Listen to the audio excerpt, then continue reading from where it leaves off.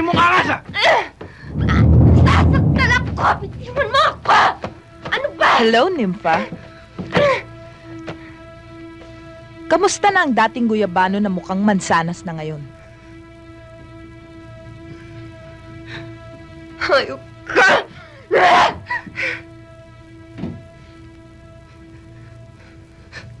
Ginamit mo ako. Ginamit niyo ako. Linoko niyo ako ni Errol. Ginamit mo lang ako. Walang hiya kayo. Hayop ka! Nag-enjoy ka naman eh, hindi ba? Walang hiya!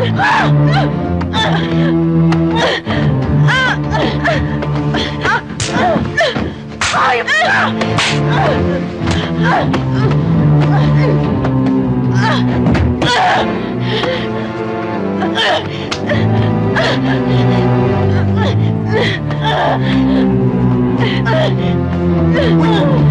Tama na yan!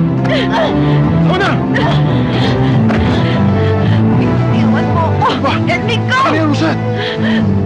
Ano ba? Isa ka pa! Hayop ka! Hayop yung dalawa! Hayop! Tama na! Nalilayo mo ka to! Tama na yan! Sabi tama na eh! Bitiwan mo ako! Huwag ka na magwala! Dahil tatapusin na namin ang pagdadrama mo. Magpapalit na kayo ulit ni Rosette ng pwesto.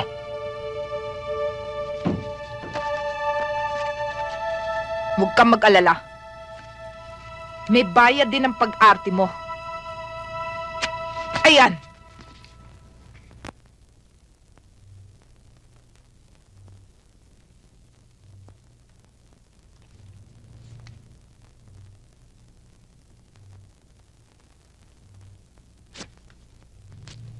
Hindi ko kailangan to. Dahil hindi na ako papayag na makipagpalit sa'yo. Matapang ka ngayon, ah. Pinatapang ako ng sitwasyon na kinalalagyan ko ngayon. Sitwasyon na pinilit kong baguhin. At ngayon nakuha ko ang respeto at pagmamahal ng pamilya mo. Bigla ka na lang susulpot at aangkinin mo ang lahat. Hindi pwede. Dahil hindi ako papayag na magpagamit sa inyo uli. Pigilan mo siya! Hoy! Dito ka! Bitiwan mo ako! Dito ka! Ayoko na! Homer! Bayaan mo siya!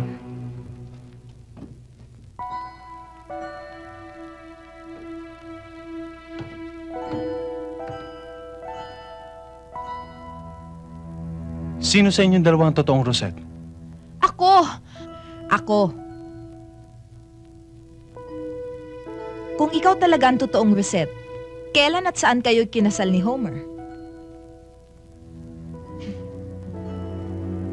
Ikinasal tayo noong July 28, 1988 sa Hong Kong at sa Europe tayo nag-honeymoon. After a year, I gave birth to Celine. Ipinanganak ko siya noong February 28, 1989 to be exact. Siya nga si Rosette. Oh, si Nympha. Homer. Homer. Kung ikaw ang totoong Rosette, malaki ang kasalanan mo sa akin. Iniwan mo na kaming dalawa ni Celine para sa isang lalaki. Idinamay mo pa si Nympha. Homer, hindi ako. Sila ni Nympha. Homer? Homer! Errol!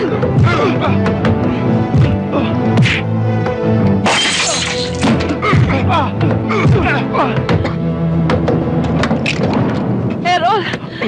Mga hayop kayo! Ako na ang niloko nyo! Ako pa gagamitin nyo! Homer, wag. Please. Homer, please. Bakit, Rosette? Bakit? Minahal naman kita. Ba't mo ako niloko? Because I hate you. I hate you! Sinira mo ang buhay ko. Alam mo naman na kami nagmamahalan ni Errol noon. Pero sinilaw mo ng pera ang nanay ko. Nilayo mo pa sa akin si Errol. Akala mo ba, madali para sa akin ang makisama sa'yo? At tuwing magsisiping tayo, halos bumaligtad ang sikmura ako sa pandidiri. Kulang na lang magmumug ako ng alkohol tuwing magkahalikan tayo. At pagkatapos mo akong angkinin, tumatakas ako. Pinupuntahan ko si Errol.